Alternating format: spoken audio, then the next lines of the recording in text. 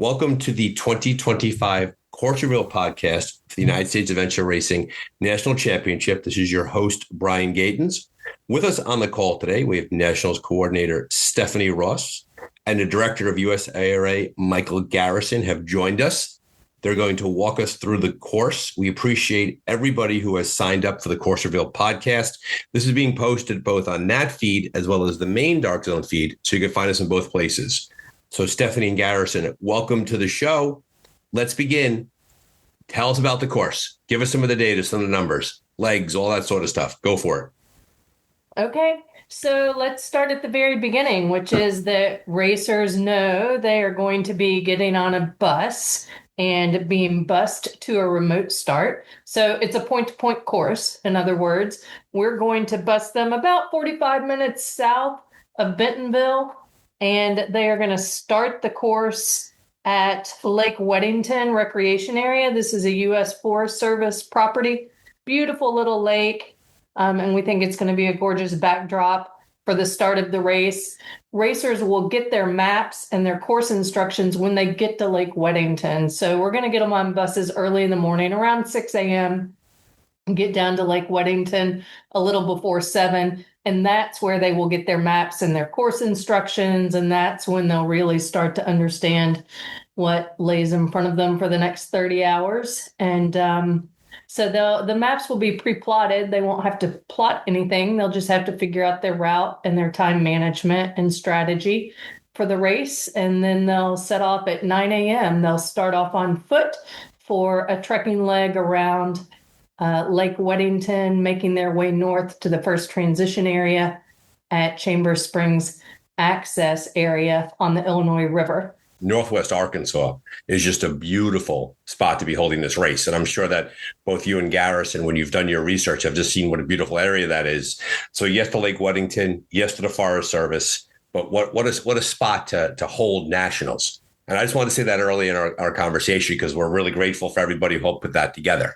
Absolutely. And Garrison has been out on to all of the checkpoints on the first trekking leg. So I'll let him talk a little bit about what racers will see on that. Yeah, when you're looking at the tracking map, you can see it starts somewhat linear. I think points 1 through 4, you'll see teams doing in the same order, 1 through 4. You'll see some weird route choices probably when teams cross the road and go to 3. It looks super simple on the maps, but the vegetation in there is a little bit intimidating at first. It's not. I live in Indiana, and we always joke that the vegetation there likes to make you bleed more often than not. It's not like that. It's not a lot of thorns and stuff, but it really messes with your sight lines, meaning teams that are looking to see little valleys and hills and ridges, it's really hard to see that stuff. So you may see some teams mid-pack-ish go a certain direction, turn, go a different direction, and do all that kind of stuff. That's why they're doing it. And that holds true for this entire leg all the way up to TA1. So that's an important point for the folks who are not familiar with dot watching and are not familiar with adventure racing. If your team appears to be going in varying different directions, it's part strategy. It might be a bit of a mistake, but don't be surprised if they're moving in odd ways. Yeah, it could be, depending on the time of day, the course, like it could be dark, it could be tired, it could be straight up mistake. This first section, having been out there, it's definitely vegetation will play a role because you really struggle to see sometimes more than 15 feet in front of you. But once teams get through, I think about CP5 or so, then the strategy comes into play for the teams that are going to clear the course. There's a few different ways you can get all the points up through around 11 or so. And so don't be surprised to see teams doing different things, going in different directions.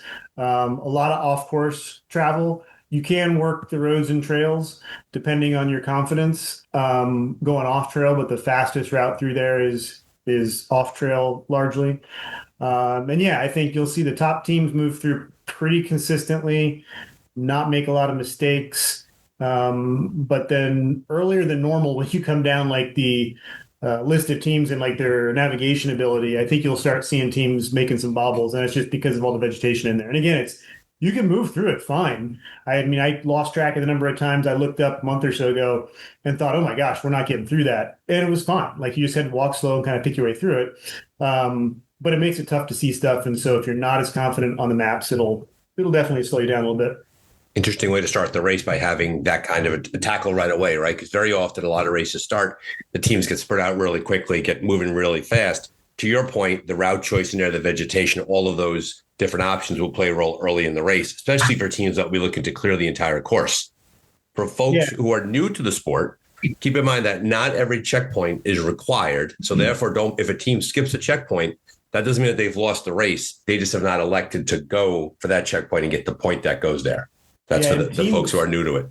Yeah, teams will be getting, I don't want to call it a stern talking to, but they'll be heavily encouraged to think carefully about points 5 through 11. I'm looking at the map right here, somewhere in that neighborhood, up through about point 10. Really think carefully about whether or not you get those. So you're going to see a fair number of teams get through 4 and maybe take a road and start taking a more direct route to the first TA. That's largely because they got to get onto that water down through the next section, which we'll talk more about here in a second. And there's some really spectacular single track on the very back end of the course. And we want to keep teams kind of on the timetable as much as possible. So we're being a little bit more, again, aggressive is not quite the right word. We're over communicating the urgency with which teams may need to drop points early. Gotcha, which is always very hard because teams are very aspirational when races start. Yeah. Right. So it takes a little while for reality to set in. It never feels good to drop point number 5, right? Got it. But some teams have done really well. I mean, last year especially, that course got so early. Teams that made smart drops early did really, really well in that race. So we're just going to kind of point that out to teams, and the top teams shouldn't have any problem. But, starting mid-pack, teams are going to have to start really thinking about this section and whether or not it's appropriate to go for all of them. Interesting early strategic decision to make so quick inside of a 30-hour race. TA1 takes you to Chamber Springs Access. We want to thank the Arkansas Fish and Wildlife for being so good to us. TA1 leads into Leg 2, which is a paddle.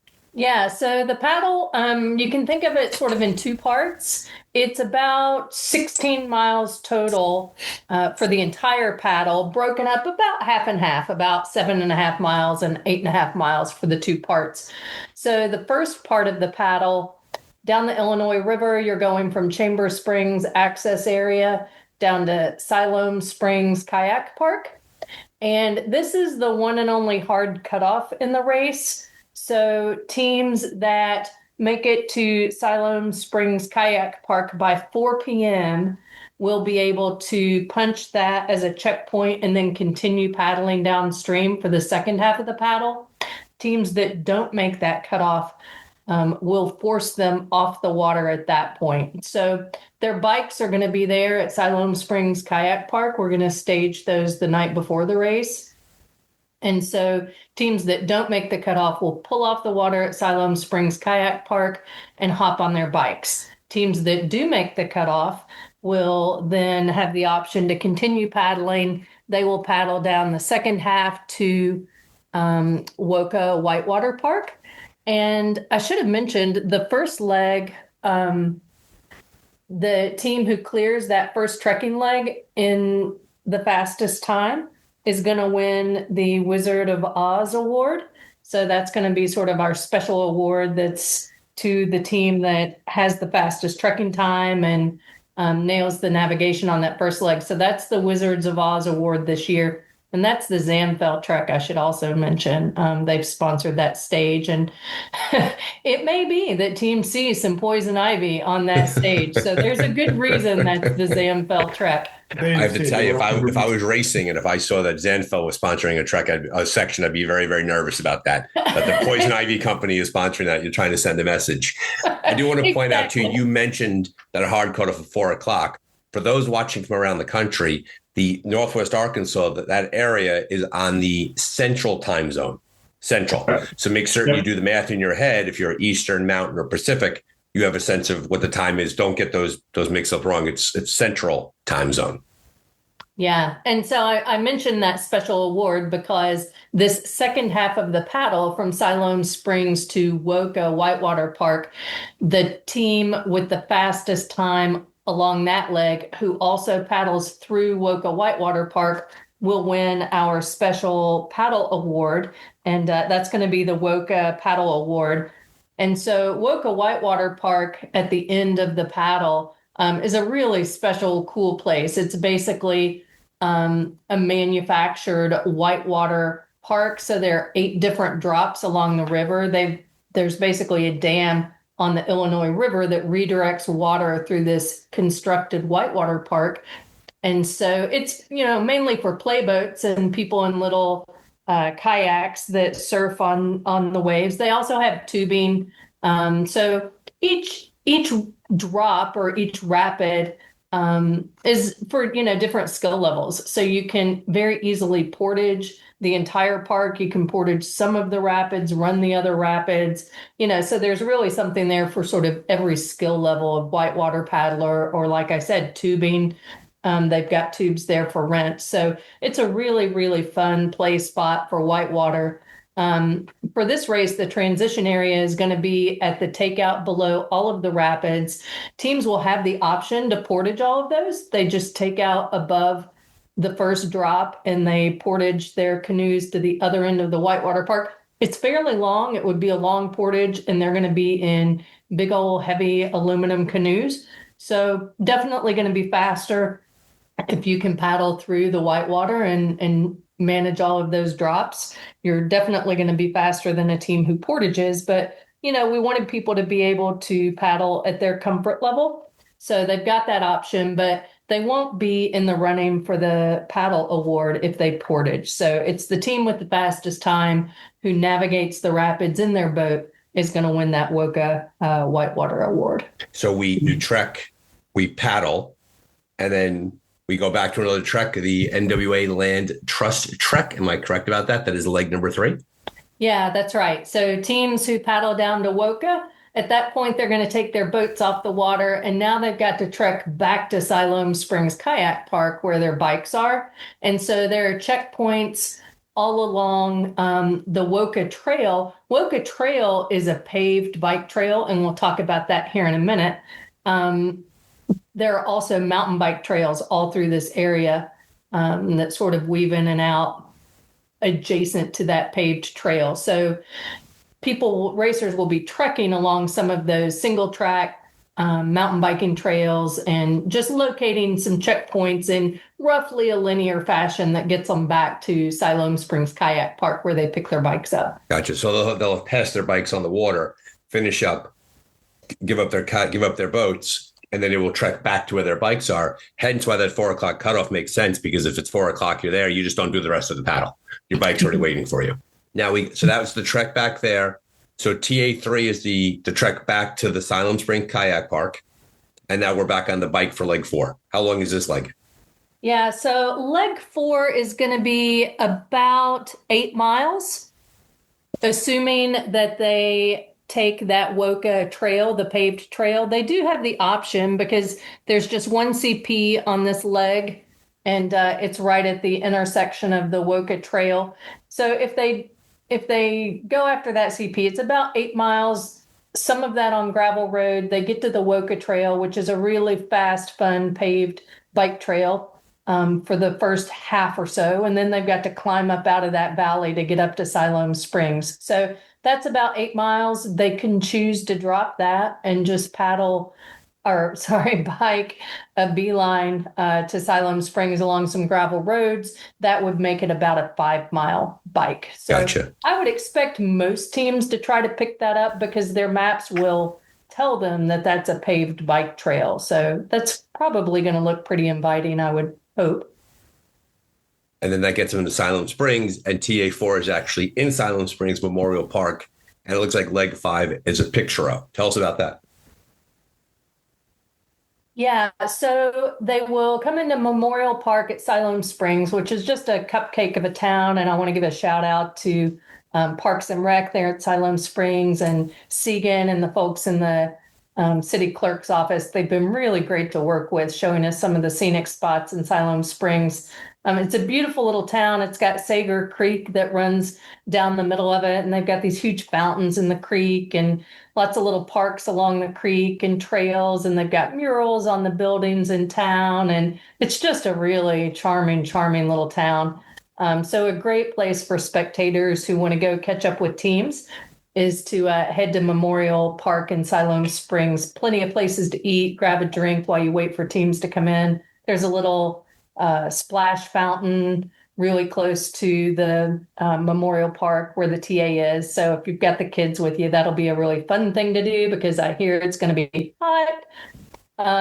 So yeah, teams will drop their bikes there at Memorial Park. They'll head out together on foot. And this is a photo. So they've got a map of downtown Siloam Springs. It's got 6 different points marked on it. They run to that point, and then on the back side of their map, they've got a dozen different photos that were taken. 6 of them taken from the points on the map. 6 of them are just decoy photos, if you will. Mm-hmm. So they go to the spot on the map and they figure out which one of those 12 photos was taken from that spot.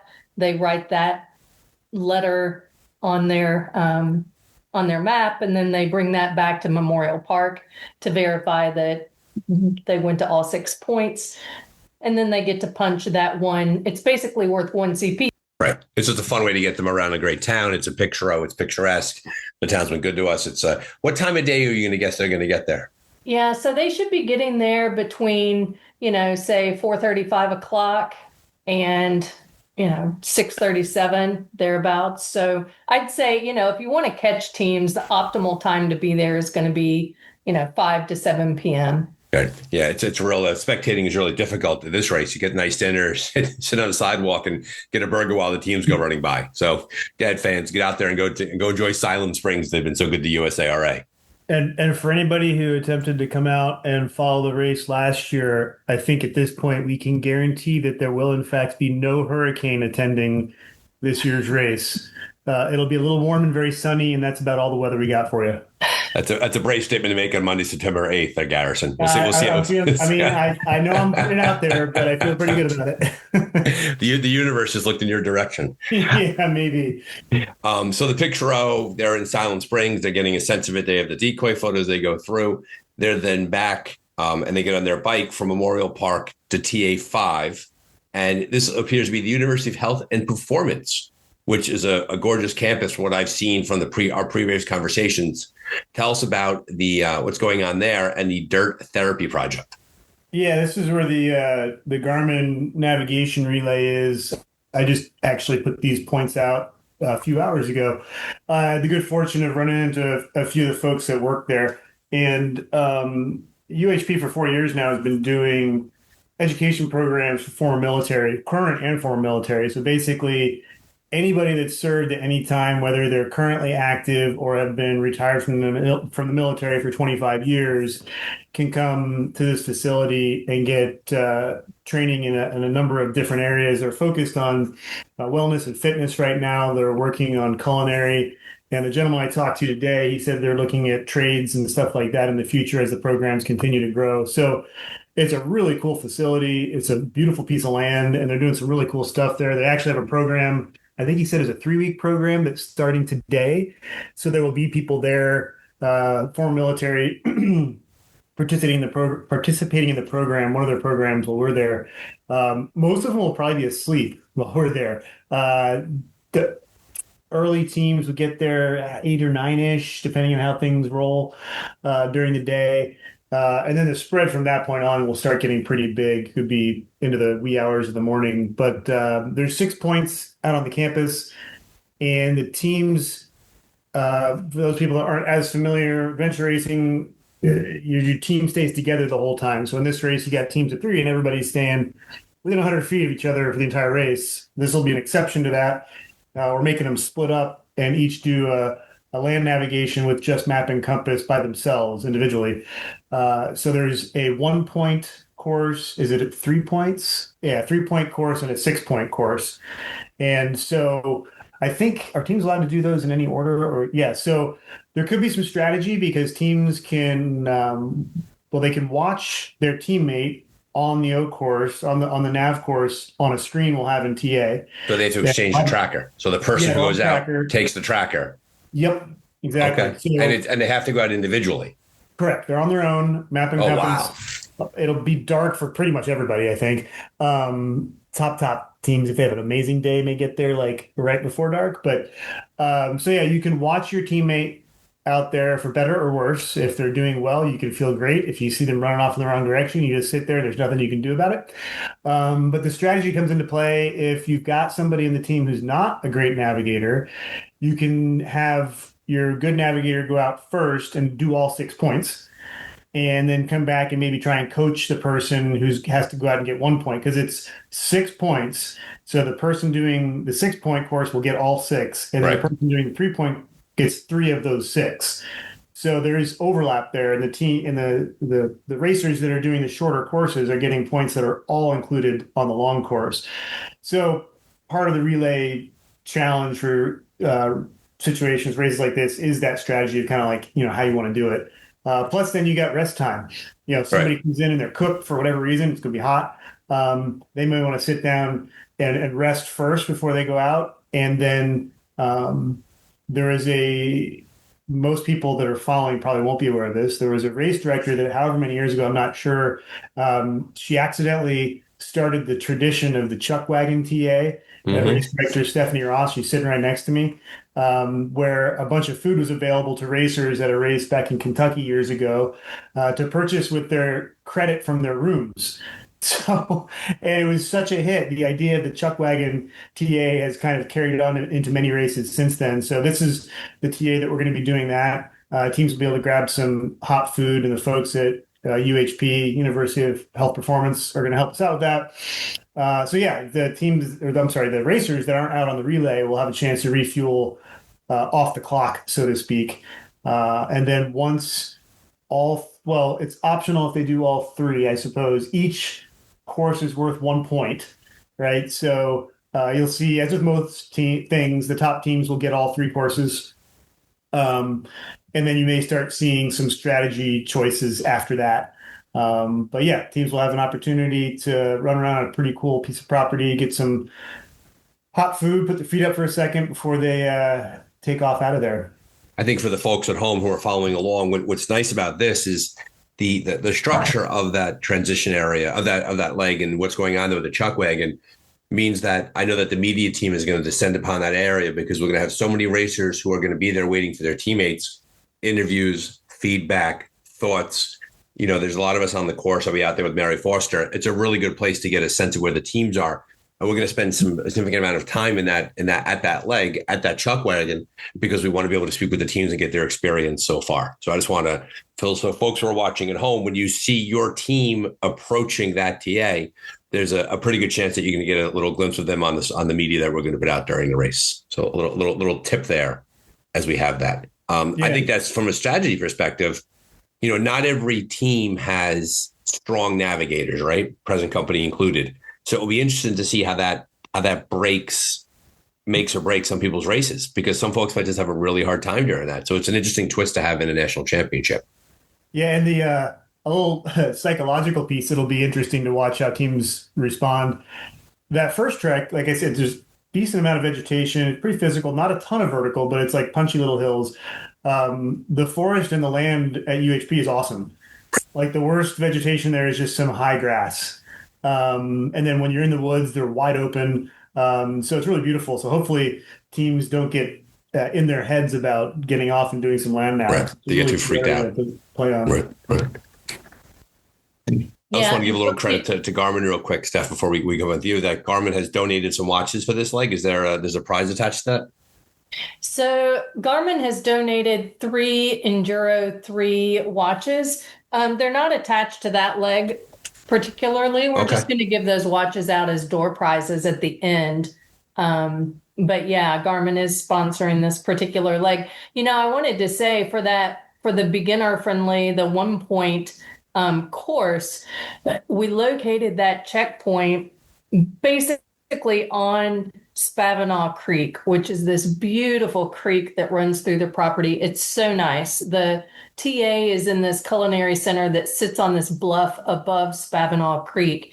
And so, if you're not confident in navigation, the easiest way to get to that point, and it's a pretty, sure bet, is you basically leave the culinary center, the TA, you take a trail right down to Spavinaw Creek, and then you can walk Spavinaw Creek down to the point and back. You literally just stay in the creek all the way to the point and Got back.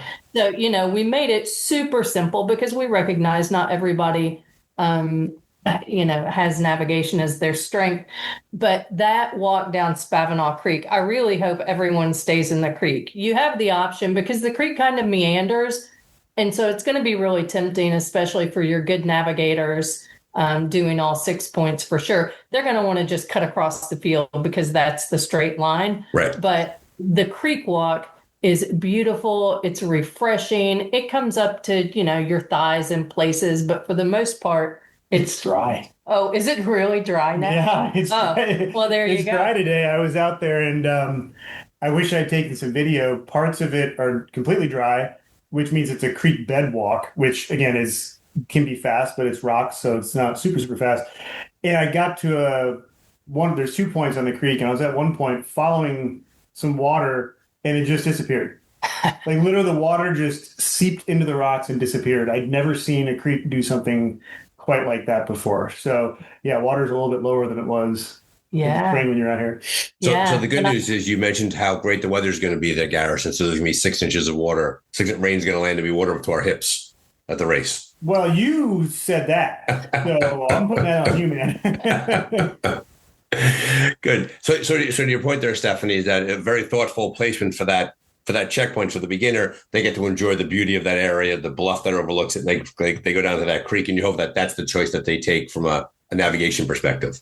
I hope that's what they do. There are other options. There's a trail that's less direct that they could take if they just feel more comfortable with the trail. It gets them most of the way there. So there are a couple of different route choices they could take. I really hope they run down and take the creek because it's just the bluff is pretty. The meandering creek is really beautiful. I really enjoyed that part of the course. Gotcha.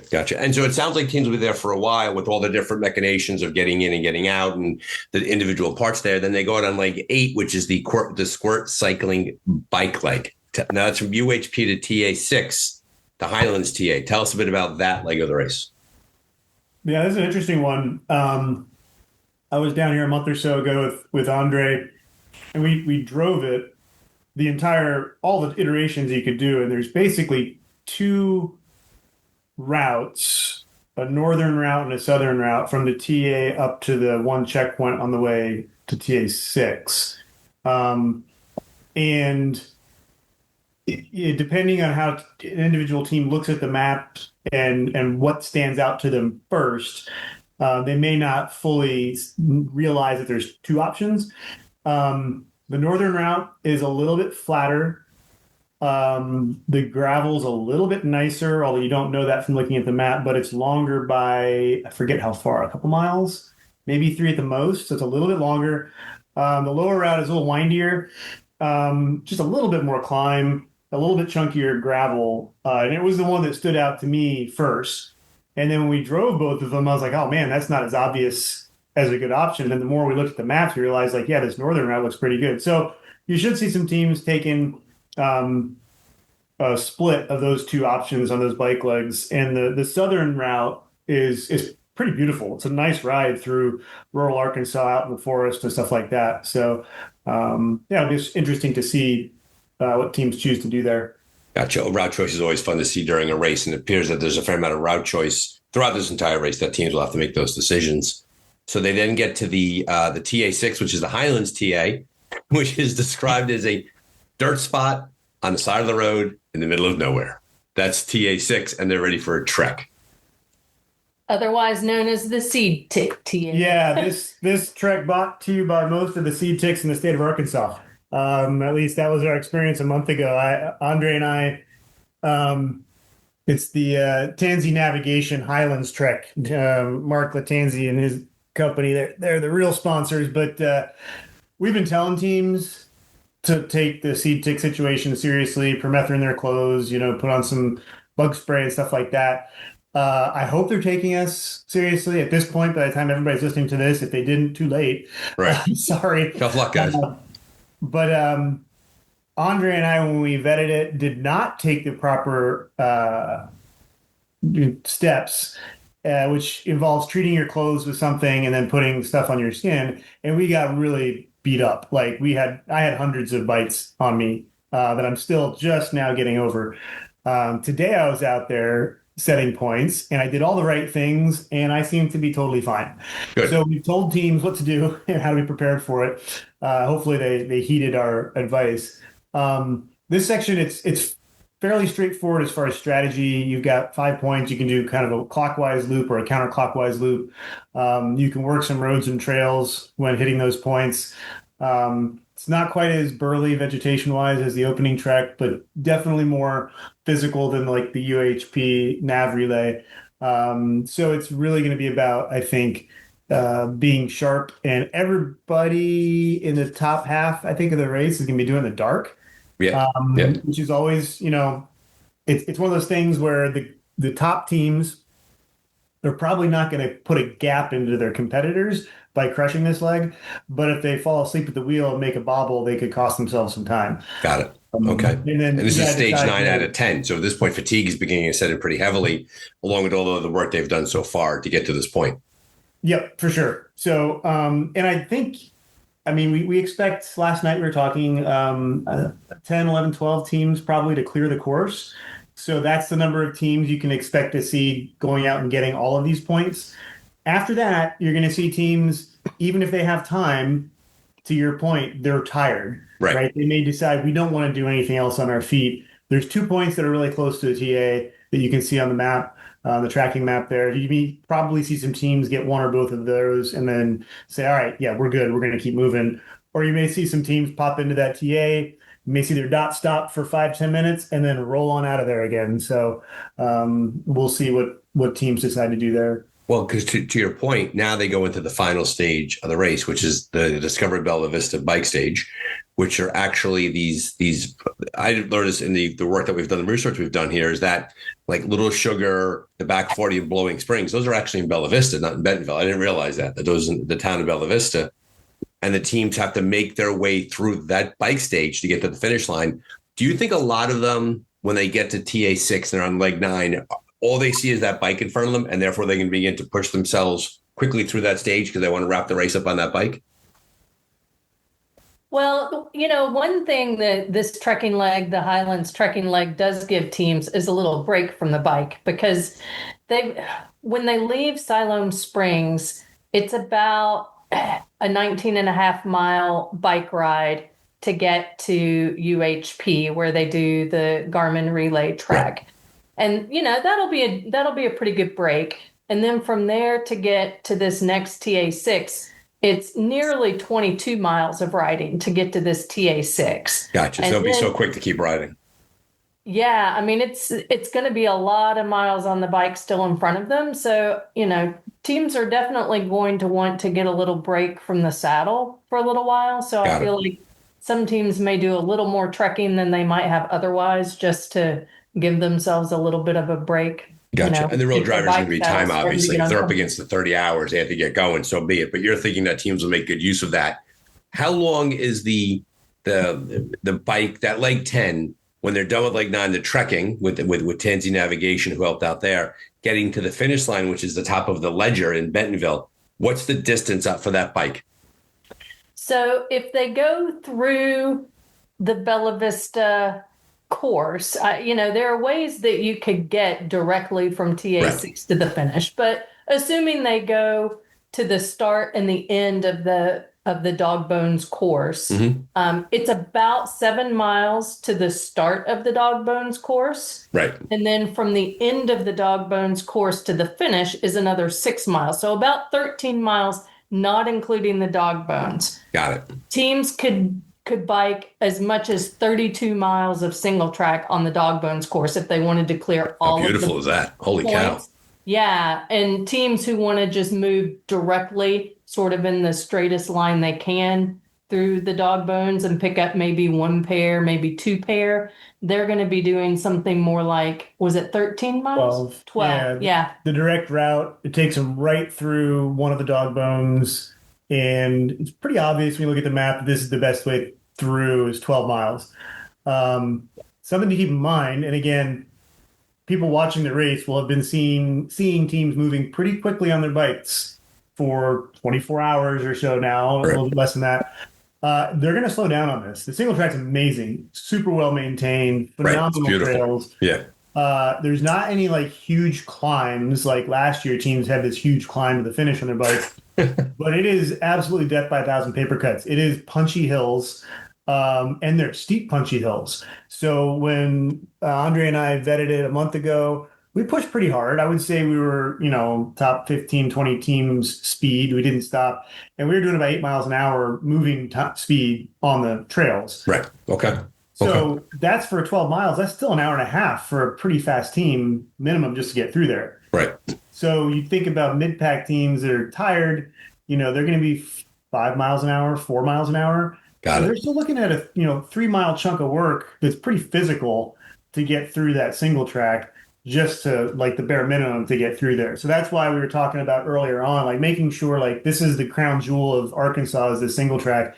We want teams to not only be able to do that minimum, but hopefully there's a number of ways you can add dog bone pairs onto that incrementally. They'll have some time to get in there, play around. They'll be doing it in the daylight. So it's not like it's going to be crazy tough navigation, trails all really well marked. But it's physical riding. It's legit single track mountain biking. That's great. And I think what's nice about that too is with the 30-hour cutoff, the teams that are mid towards back of the pack will be hitting that in daylight. Yep. Right. Yes, Steph. Yeah, let me tell listeners a little bit about how the dog bones work, because otherwise it's going to look like teams are doing some really wacky stuff. So it's basically 5 pairs of checkpoints. So you've got A1 and 2, B1 and 2, and so forth. And so for teams to get credit for that pair, they have to visit that pair together. They can go in either order. They could do A1, A2, or A2, A1, but they can't do A1, B1, A2. So they have to get the A's together. They have to get the B's together. And so that's why it's called dog bones, is that they have to get those pairs together. They can do the pairs in any order they want. They can do the 2 checkpoints within a pair in any order they want, but they have to do the 2 sequentially. Gotcha. And so it's really opening up a lot of strategy, especially for the mid-pack teams, really less strategy for the top teams. There are variations. We'll see, hopefully we'll see 2 or 3 different variations among the top teams. But if you're clearing it, less variation. There's one kind of obvious sequence of pairs, but how you connect the dots is where you'll see the variation. Yeah, Gotcha. There's a lot of their route decision. It's not only strategy and what order you go after the pairs, but then within the pairs, there's route choice between the dog bones. So, between the pairs. So it's really going to shake things up, I hope. And that's why, I feel like this is kind of the crown jewel of the race. And the team who clears that dog bone section in the fastest amount of time is going to win the special bike award, which is the Discover Bella Vista Bike Award. I love the fact that there's so many individual awards built inside the race itself for the trekking and for the kayaking, for the boating, and then for this section. I love that you've been so thoughtful about that. And once again, it's nice that you're able to tick off all the sponsors, folks that have gotten behind the race to support it so much, because it's good to see the community coming out for it, which is what Northwest Arkansas and Bentonville is known for, is the beautiful gravel roads and the races they have down there. So it's great to see them embrace USARA so nicely. I had a laugh before. You did say that last year did end on a big climb, right? We were all there together. We were there in West Virginia. We were waiting for people to climb there. But I do like the fact that the race ends with a 6-story climb on bikes. Tell our listeners about the Ledger in Bentonville. Yeah, this is so the Ozark Foundation has been a big help in working on this race with us, and Brandon Pack, operations director with Ozark Foundation. It was one of the first things I think he had mentioned when we started talking about venues. We kind of rattled off like, well, here's our parameters for a good venue. And he's like, oh, we got this bikeable building. And I didn't clock what the heck that might mean, a bikeable building. I'm like, well, you can bike to most buildings, right? Like, that's not super special. But no, it's I guess it's like an office building, but it's got an outside like best way to think about it is like a sidewalk switchback. So if you're looking at the side of the building with the bike path on it, you can ride to the top of the building by riding from left to right on like a zigzag that goes up the side of the building. Right. It's a vertical bike path. It goes up rather vertical than bike out. path. So teams are going to get there, and it's like a 6-story building with the finish line on top. Really cool kind of terrace area up there where we'll have the arch.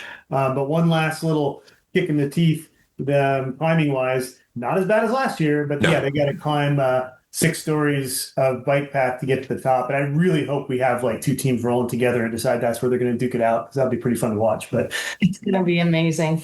Well, and we should note, so the end of the Dog Bones course is, like I said, about 6 miles from the finish line, and it's on the Razorback Greenway, which is a paved bike trail. And so that last 6 miles of riding, they've just come off the Dog Bones. It's beating the heck out of them. They hit this beautiful, flat, paved greenway for 6 miles down into Bentonville.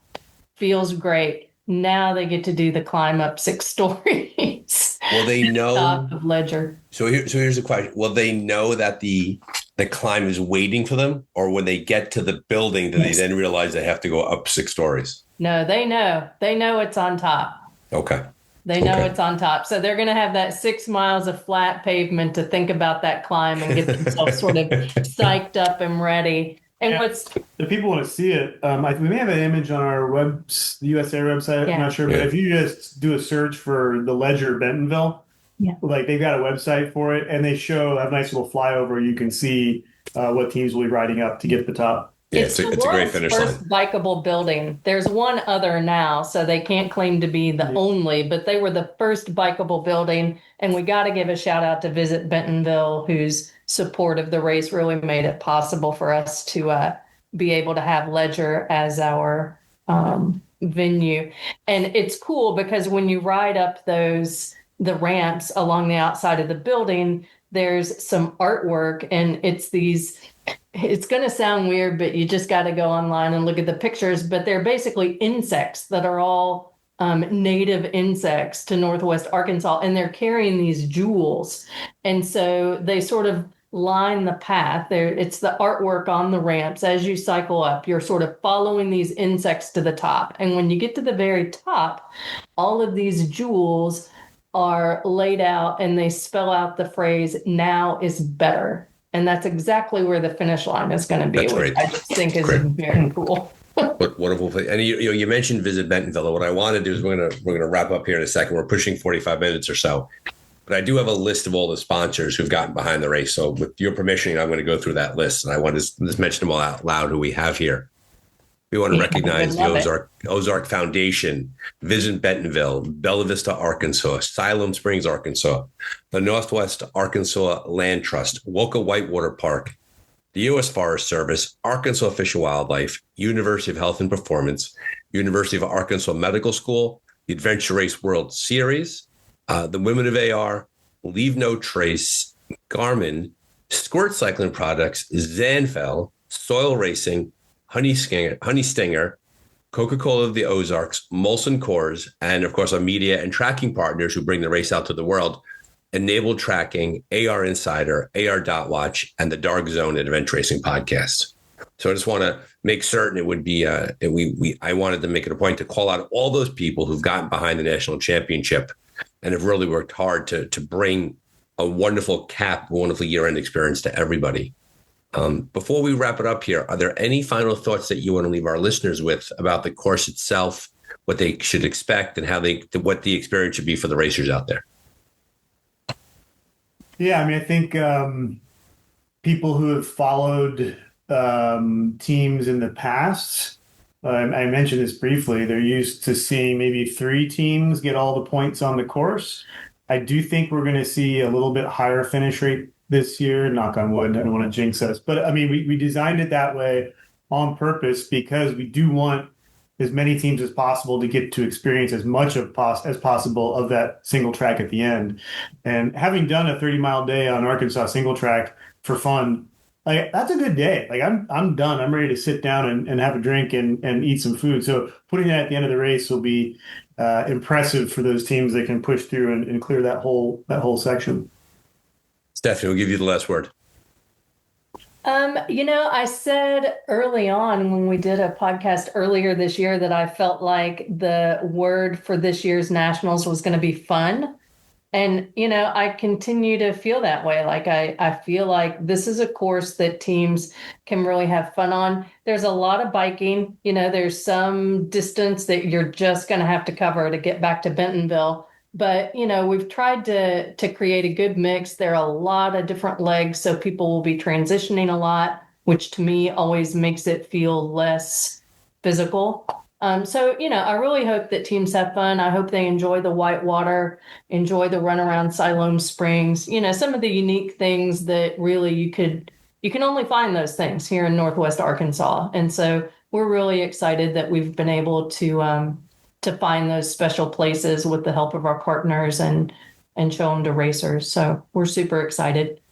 Well, thank you both for being on the show. For listeners who are out there, head over to social media, USARA Online. You'll see it on Facebook, on Instagram. There's going to be a lot of media coming out of the race, so you can definitely follow your team. Enabled Tracking is going to do a great job carrying the race out there with the trackers.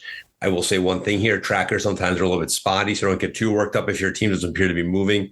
They'll be just fine, but be sure to check out that media. Be sure to check out all the stuff that we have offering out there. And Stephanie.